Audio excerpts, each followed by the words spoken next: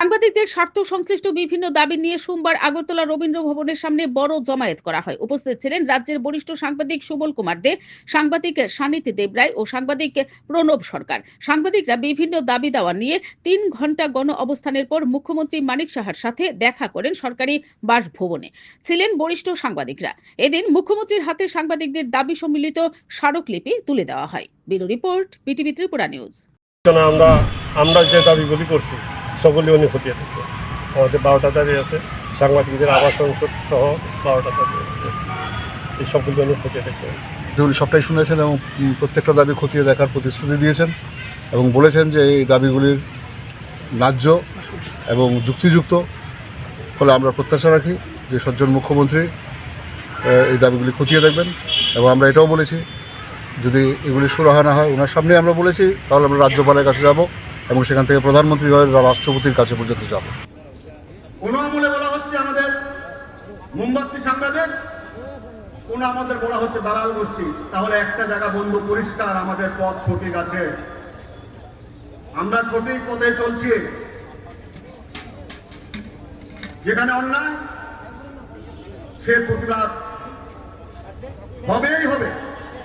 কোন সত্যি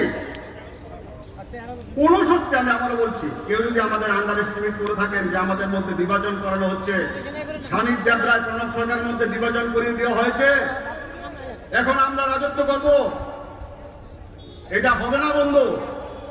এই মেসেজটা আজকে এখান থেকে আপনারা নিয়ে যাবেন।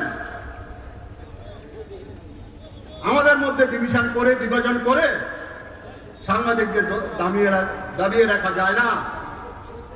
যদি দাবিয়ে রাখা যেত তাহলে সাতগুল থেকে ধর্মনগর, সোনামুড়া, কাঞ্চনপুর থেকে, মোহনপুর থেকে সাংবাদিক রাস্তা এখানে আসতেন না।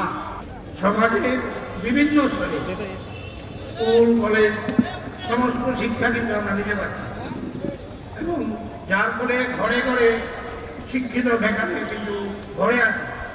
এই শিক্ষিত বেকারদেরই একটা অংশ যখন কোনো কাজ বা কোনো কিছু পাচ্ছে না, তারা কিন্তু সাংবাদিকতায় যোগদান করেছে। সরকারের জন্য স্বাভাবিকভাবে দায়িত্ব যে তাদের জন্য, যেহেতু আমরা চাকরিও দিতে পারছি না, তারা যেহেতু একটা মহান প্রফেশন করছে, সরকার তাদের সহযোগিতা করা নৈতিক কর্তব্য মনে করি। এই সমাবেশ একটি ব্যতিক্রমী সমাবেশ, যেখানে যারা নিউজ করতে আসতো আজকে তারাই এখানে সমাবেশে সমবেত হয়েছে তাদের নিজেদের কথা বলতে।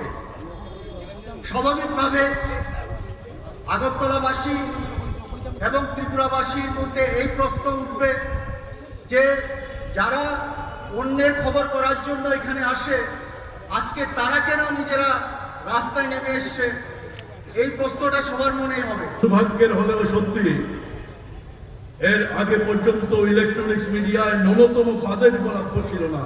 যতখানি বাজেট ছিল সেই বাজেটগুলো 1-2 মিডিয়ার মধ্যেই বণ্টিত হতো, বাকি সাধারণ মিডিয়ার মধ্যে এই বাজেটগুলো বণ্টিত হতো না। প্রথমবার ইলেকট্রনিক্স মিডিয়াকে পলিসির মধ্যে ঢুকিয়েছে বর্তমান গভর্নমেন্ট।